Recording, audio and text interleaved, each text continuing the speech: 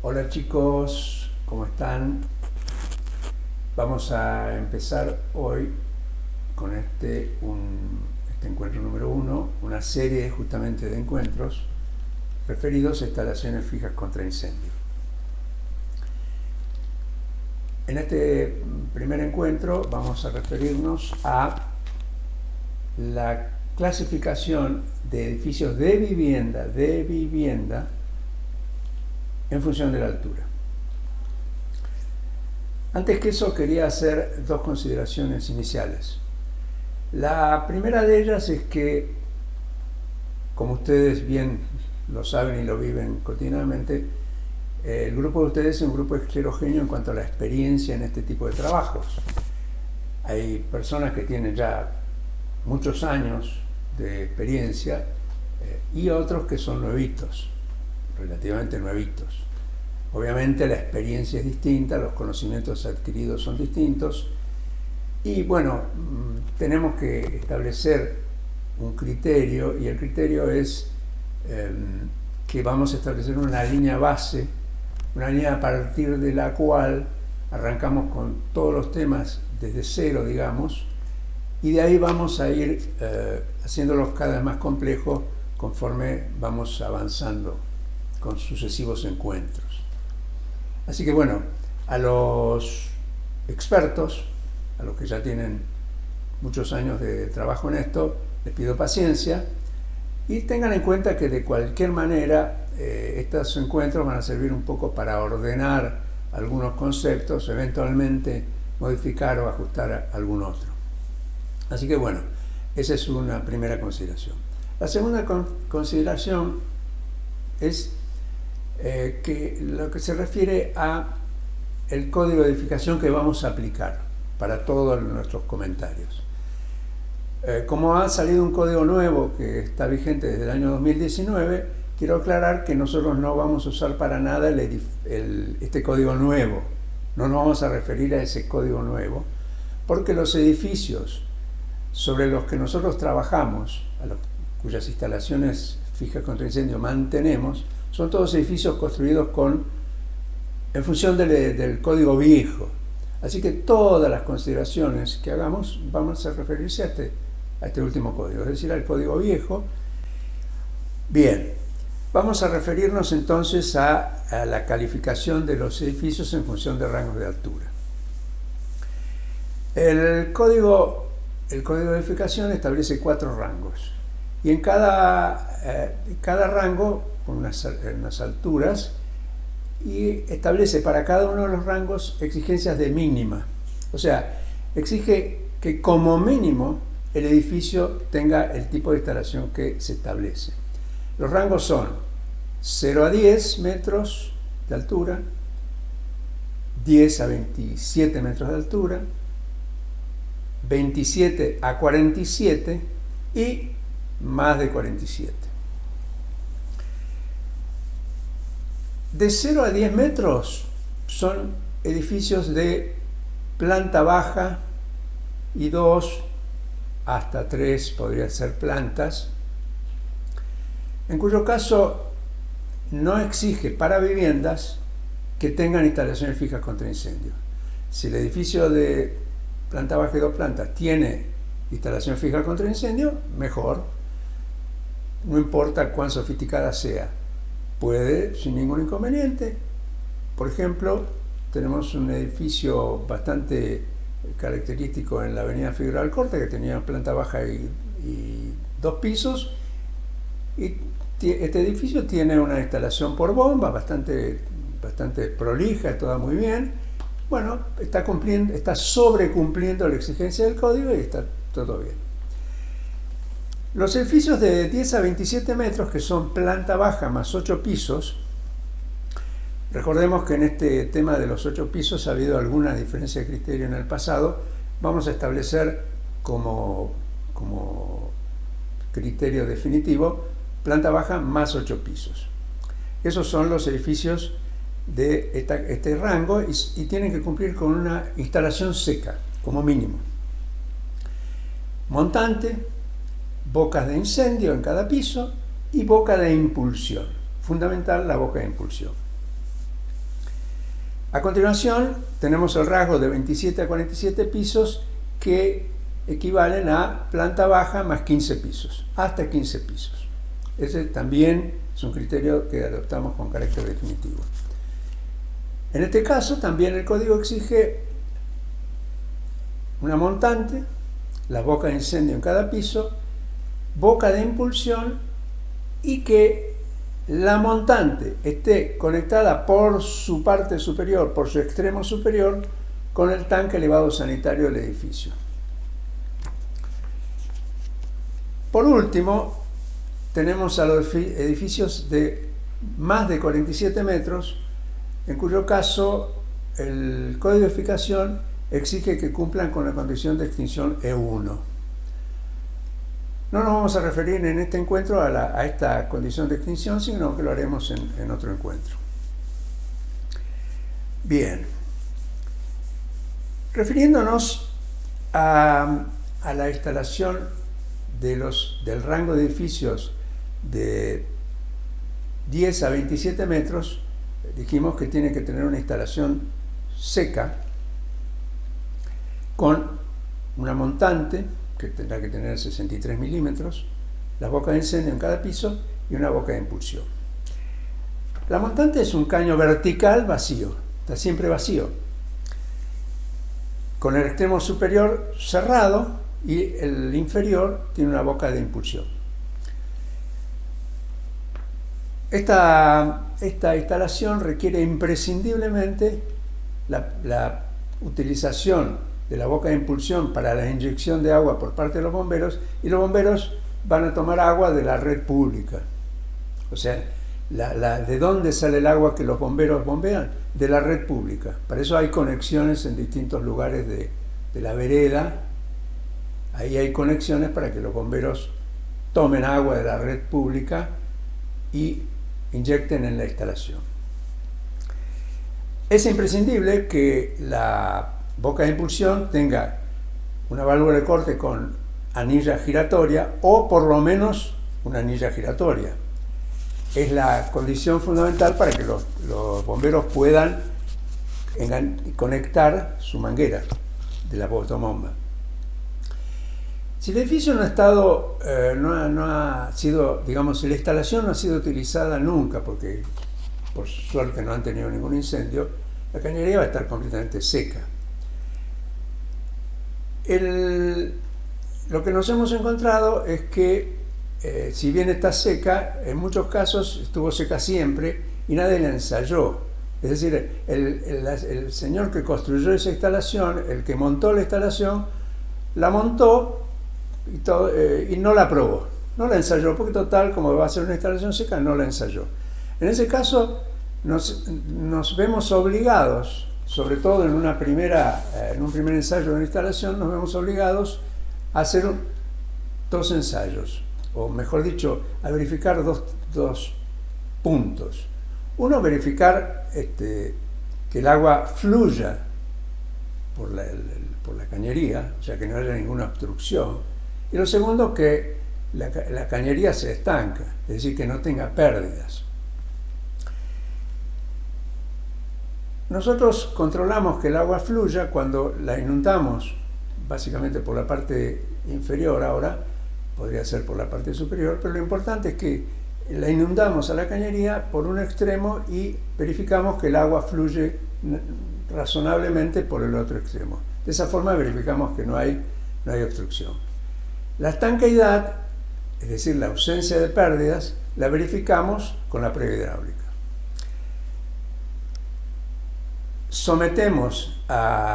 Llenamos la instalación y la sometemos a 6,5 kilos en el punto de la instalación que soporta la máxima presión, es decir, el 6,5 kilos por centímetro cuadrado es la máxima presión que le aplicamos a la instalación. Así, si se conecta en la última vía, en la vía superior, lo que vamos a hacer es aplicarle una presión inferior a los 6,5 kilos. Si por el contrario colocamos la bomba prehidráulica en la vía inferior o en la boca de impulsión, ahí sí podremos aplicar los 6,5 kilos. En la parte superior haremos el cálculo 6,5 kilos menos la cantidad de pisos multiplicado por 0,3 kilos por centímetro cuadrado, y eso es lo que le restamos a los 6,5 kilos para aplicarle en la última vía superior, que nos va a producir que haya justamente 6,5 kilos en la parte inferior de la instalación.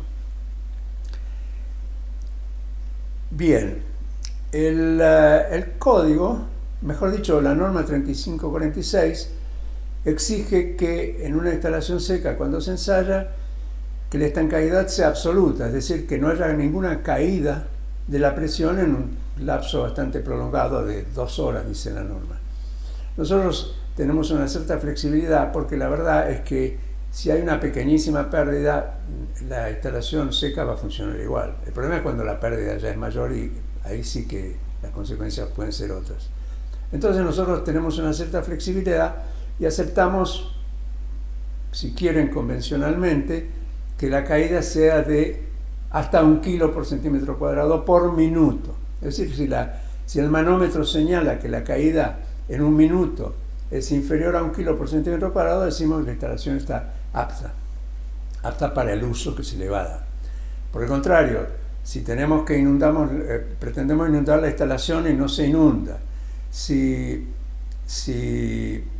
aplicamos la presión y la presión cae muy rápidamente, a razón de 2, 3, 4 kilos por minuto, entonces decimos que la estanqueidad no es la adecuada y entonces consideramos que la instalación no está apta. ¿Qué quiere decir que la estanqueidad no es la adecuada? Bueno, que si los bomberos inyectan por la parte inferior agua a presión, no sabemos por dónde se va a ir el agua. Lo concreto es que va a haber problemas para que llegue a las vías, sobre todo a las vías más desfavorables, a las vías de los pisos superiores.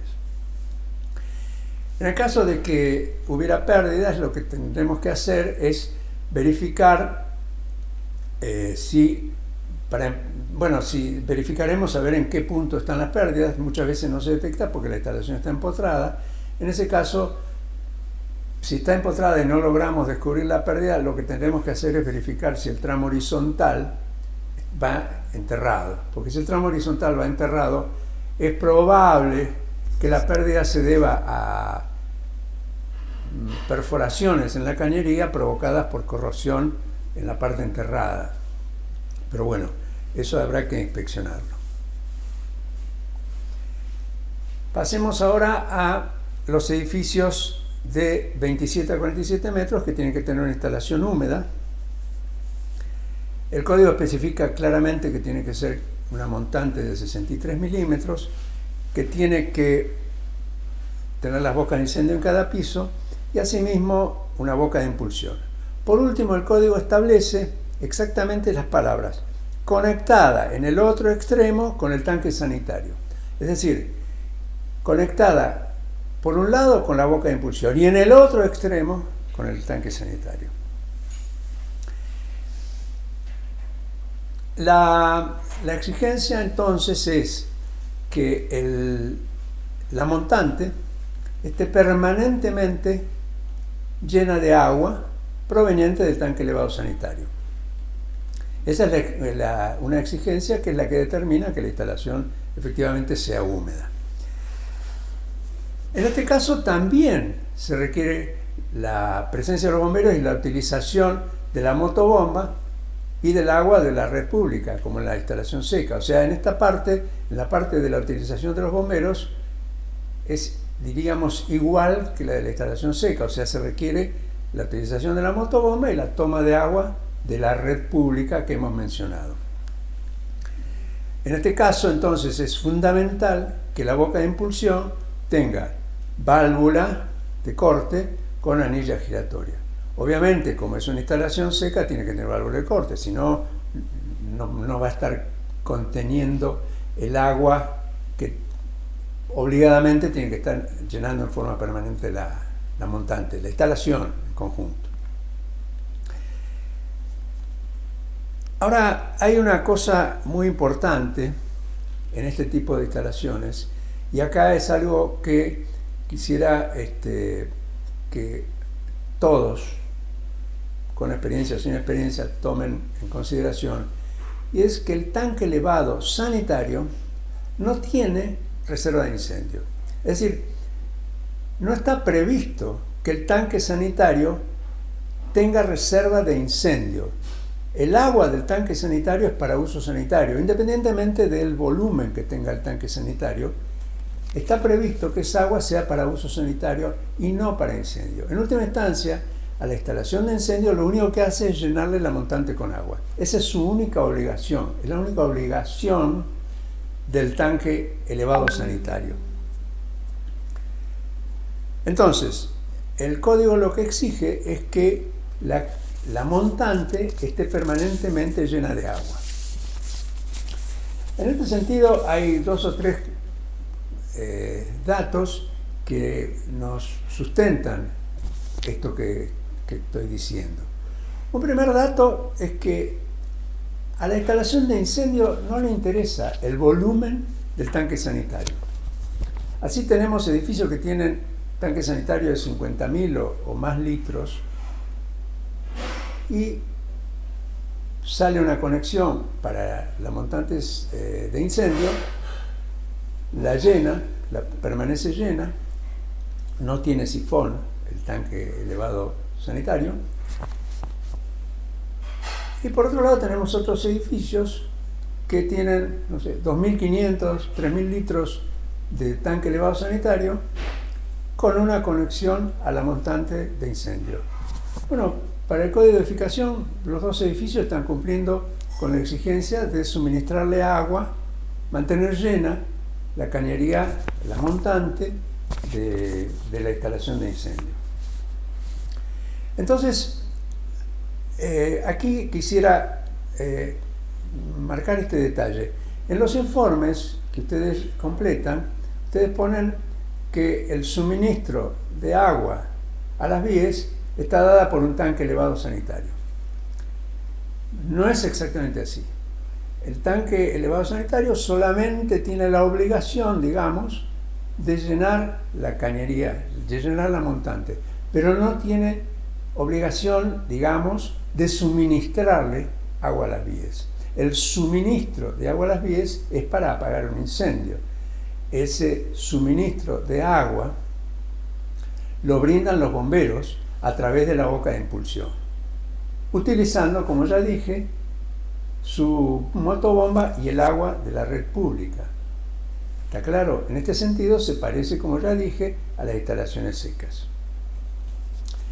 Eso no impide que en aquellos edificios donde el tanque elevado tiene un volumen importante, como dije, 50.000 litros, por ejemplo, en ese caso, si hay un incendio, bueno, los vecinos, antes de que lleguen los bomberos, los vecinos pueden intentar apagar el incendio, controlarlo, etcétera, haciendo uso del agua del tanque sanitario. O sea, abren la válvula, sale agua y con esa agua intentan apagar el fuego. Pero la cantidad de agua que puedan sacar para apagar el incendio dependerá del volumen del tanque. Si el tanque tiene 2.000 litros, 2.500, 3.000 litros, y rápidamente se va a consumir esa agua y se va a quedar sin agua. Entonces, esta es una primera demostración de que efectivamente este tipo de instalaciones requiere la presencia de los bomberos. Si el tanque tiene gran volumen, entonces el tanque sanitario, me refiero, tiene gran volumen, bueno, saldrá agua y bueno, posiblemente esa agua pueda ser suficiente para apagar el incendio, para actuar sobre el incendio hasta que llegan los bomberos y conectan la motobomba. Así que bueno, este sería el punto que yo quería destacar, que me interesaría que piensen un poquito en esto, y es que en resumen, que el agua del tanque elevado sanitario no está para apagar el incendio, aunque cuando hay agua se puede utilizar para apagar el incendio. Pero conceptualmente no es para apagar el incendio. Espero que quede claro. Ahora, para nuestro trabajo de mantenedores, la preocupación más importante es si la instalación, esté como esté, con tanque elevado grande o tanque elevado chico, no importa, lo fundamental es que la instalación funcione en caso de siniestro. Esa es nuestra obligación principal, que es verificar eso y hacer lo necesario para que efectivamente funcione. Entonces lo primero que tenemos que verificar, en este caso, la estanqueidad de la instalación. ¿Cómo hacemos para verificar la estanqueidad de la instalación? Bueno, lo primero que hacemos es, ingresamos al edificio y lo que tenemos que hacer es verificar si la válvula del tanque elevado está abierta o cerrada, la válvula de corte, si está abierta o cerrada. Verificamos también que haya una válvula de retención. En caso de que esté cerrada, ¿qué hacemos? Vamos recorriendo todas las bocas de incendio de los pisos para ver que esté todo cerrado, todas las válvulas cerradas, y entonces después de eso abrimos la válvula de corte, inundamos la montante y verificamos si hay pérdida en algún lado. Bueno, esta pérdida puede que no exista ninguna pérdida, en cuyo caso ya puede estar funcionando la instalación, o puede haber pérdidas que pueden ser mayores o menores. Bueno, ahí dependerá de qué volumen de pérdidas tenemos y bueno, tal vez corresponda ir rápidamente y cerrar la válvula de corte para no seguir con la pérdida.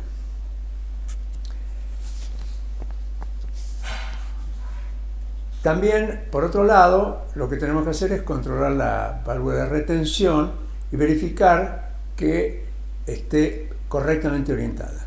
O sea, la flecha que la mayoría de las válvulas de retención tienen esté apuntando hacia abajo, en la dirección del flujo de agua cuando desciende.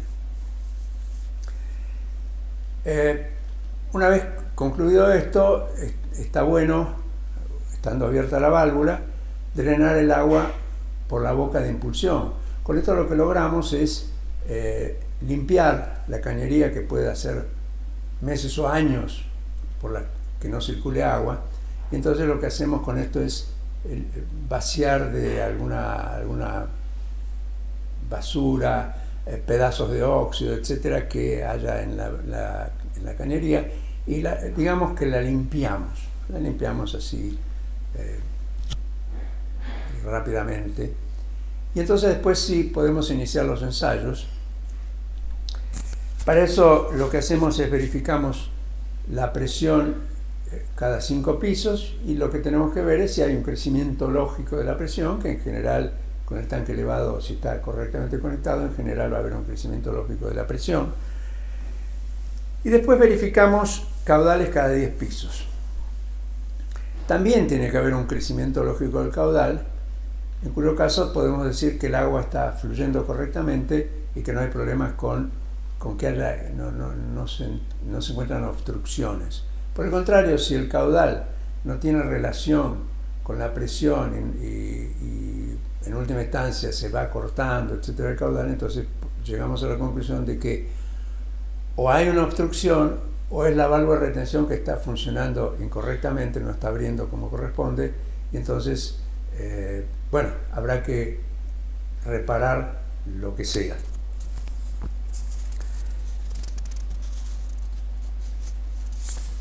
Bueno,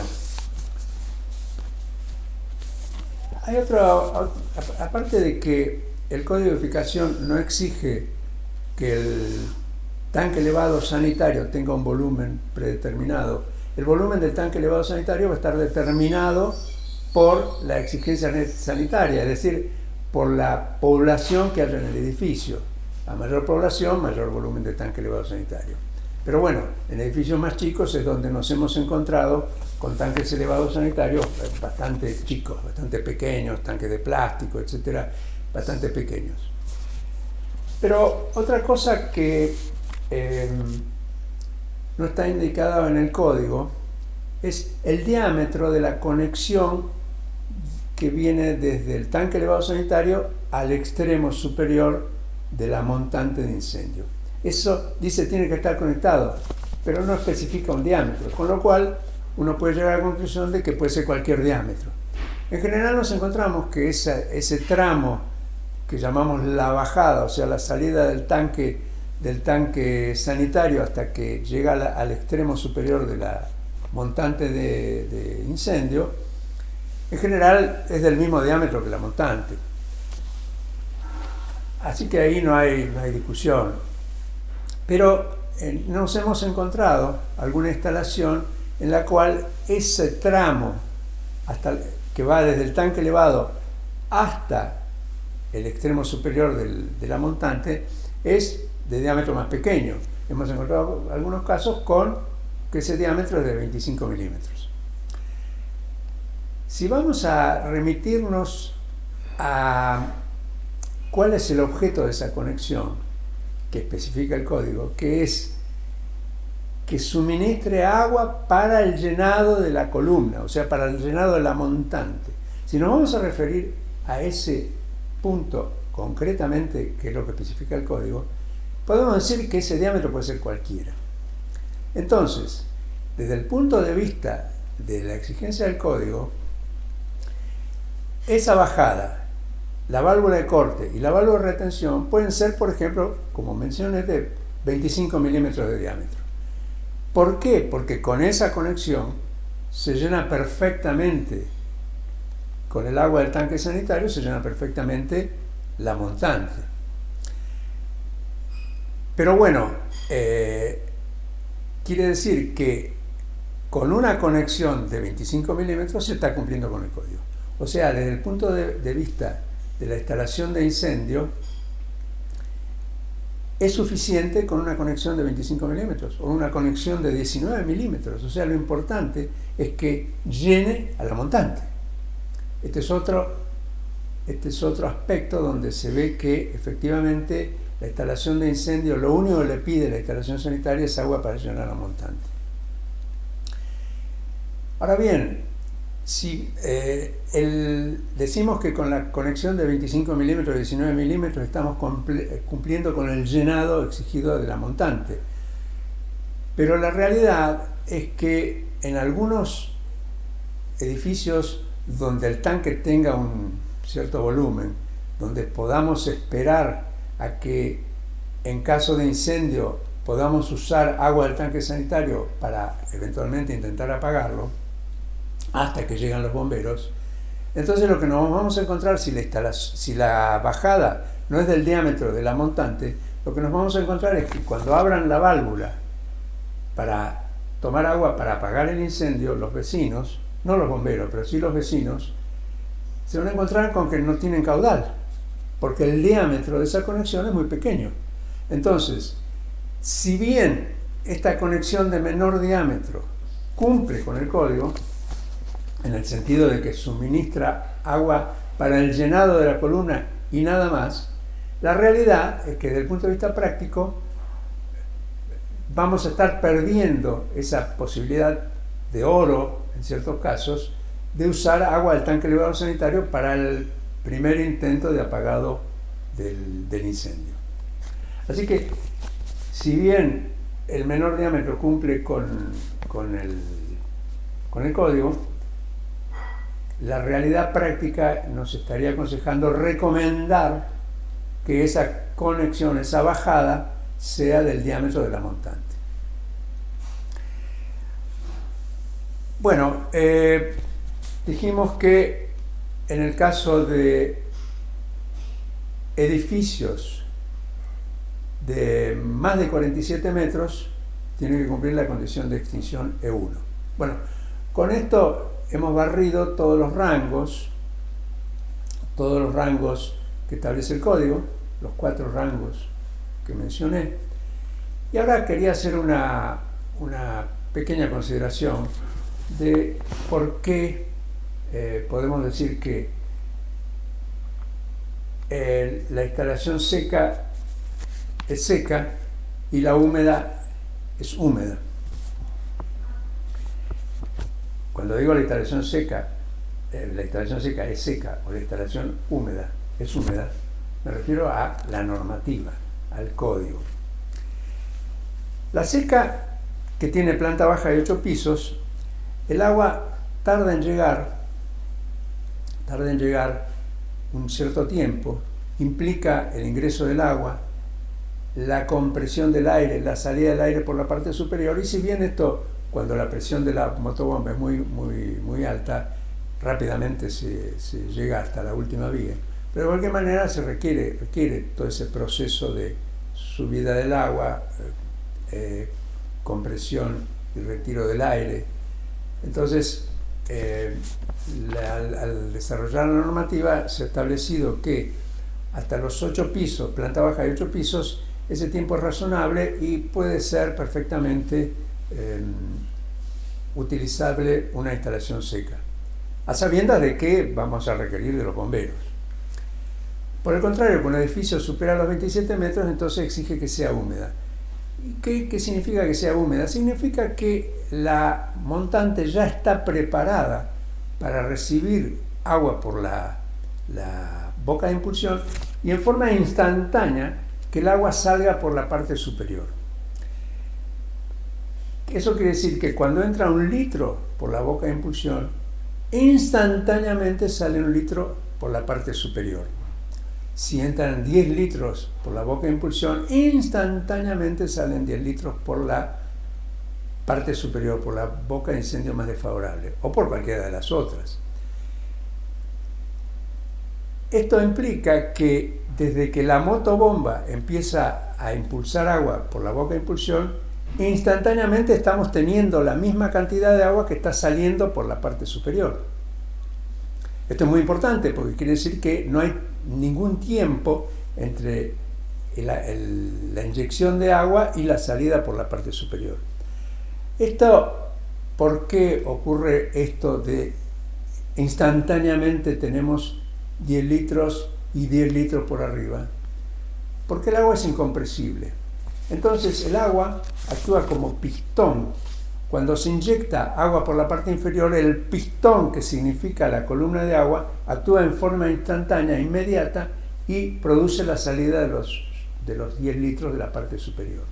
Así que bueno, vemos aquí que hay una diferencia práctica entre la instalación seca y la instalación húmeda. Se verifica la no compresibilidad del agua. El agua se la somete a presión, pero no varía su volumen. A mayor presión, el volumen sigue siendo el mismo. Bien, con esto damos por concluido este primer encuentro. Les agradezco que me hayan atendido.